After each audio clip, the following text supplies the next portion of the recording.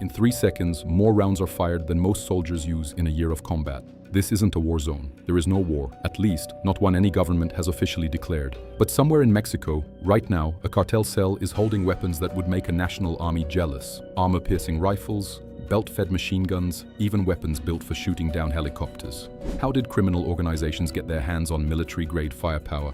And why does the world's most powerful army, in the United States, keep supplying it to them without even trying? Stay until the end, because the answer is more disturbing than you think.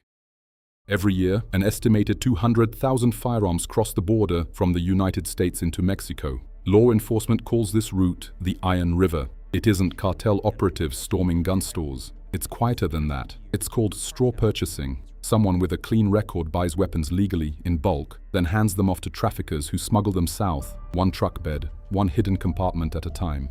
Rifles, pistols, ammunition by the crate. By the time they reach cartel hands, these weapons have already changed the balance of power in an entire country. But American guns are only half the story. In cartel culture, one weapon has become a symbol, almost a mascot of fear, the AK-47. Cartel members call it El Cuerno de Chivo, the goat's horn, because of its curved magazine. It's cheap. It's nearly indestructible. It can be buried in mud, dragged through a jungle, and still fire when you need it to. That reliability is exactly why it became the weapon of choice for the Zetas, a cartel founded by former Special Forces soldiers, men trained by their own government who turned that training into a criminal empire. And it's not just rifles. Cartels have been documented using rocket-propelled grenades, RPGs, capable of destroying an armored vehicle in a single hit.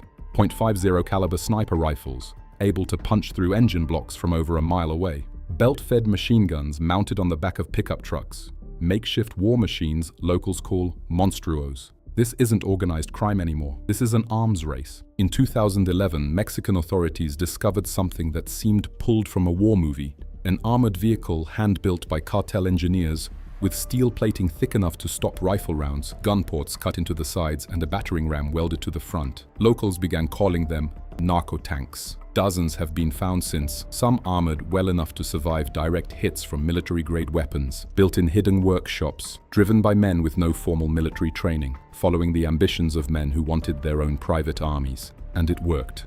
In some regions, cartel firepower didn't just match local police, it exceeded it. Here's the part that should genuinely worry you. Cartels haven't just been buying weapons, they've been building them. Investigators have uncovered clandestine workshops manufacturing untraceable firearms from scratch. No serial numbers, no paper trail, no way to prove where they came from. Combine that with 3D printed components now surfacing in seized caches, and you have a terrifying trend. Cartels are no longer dependent on outside suppliers. They're becoming their own arms manufacturers. Which means every law, every border checkpoint, every crackdown is only slowing something that's already learning how to build itself. So here's the uncomfortable truth. The cartels didn't build this arsenal alone. They built it with weapons that leaked out of legal markets, government-trained soldiers who switched sides, and a demand for drugs that has never slowed down. No matter how many task forces, walls, or wars are declared, every rifle in a cartel's hands has a paper trail that starts somewhere legal. Every monstro on the road started as scrap metal and someone's engineering degree. The scariest weapon the cartels have was never the gun. It's the system that keeps supplying them. If this kept you on edge, subscribe, because next time we go inside the tunnels the cartels built to move all of this underground, undetected, and right under the border's nose.